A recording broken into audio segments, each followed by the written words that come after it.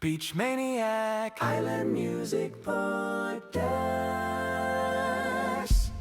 How did you get into this? How did you first start making music and decide you wanted to be a singer-songwriter? Well, this actually started in college. I was attracted to guitars. My mom did a great job when I was about 16, 17. She thought I was losing interest in sports, and she was afraid I would get involved with girls.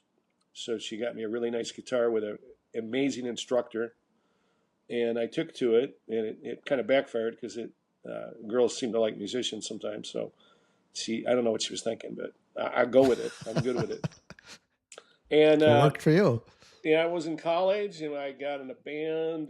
I wasn't. I mean, Bill, I was awful. I mean, I went to the music department at Michigan State. Said you teach guitar. No, they don't. They have a jazz band, but no guitar players for it. And I go, you are a major university, and you do not have a program for guitar.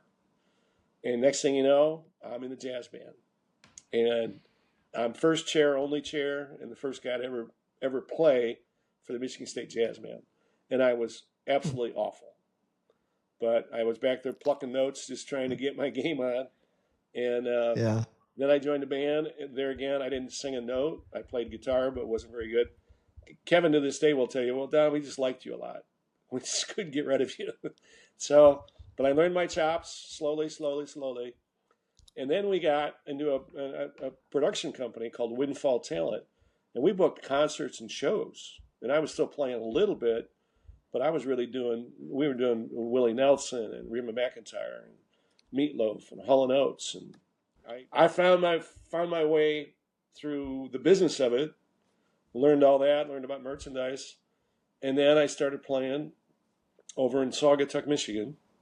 And it changed my life because we got a house gig. I was with a duo, Susie and I. And the real turning point, and this is a really sweet story from me, is this guy came up to me one time. I was probably doing a couple James Taylors. I think I only knew Margaritaville. And I was doing some originals and, Jim Croce, and I was just a cover guy. And he goes, you know much about these Parrot Heads? And I go, not really. And he goes, you know much about Jimmy Buffett? And I go, not really. He goes, well, I'm going to tell you something. The internet's coming around, and these Parrot Heads are going to be connected long after Jimmy's gone. And it would be wise of you to look into this. And his name is Barry Cutler. And I'd say I met Barry twice. About a 20-minute talk in the Saugatuck back at the Butler, telling me that advice. And then I drove to Traverse City when I heard he was on his deathbed to thank him. Because I went out after he told me that. I got 3 CDs of Jimmy Buffett, and we never looked back.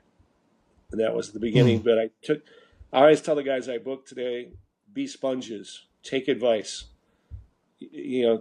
Mark Twain said, I learn from other people's mistakes because I haven't the time in my life to make all the mistakes that can be made.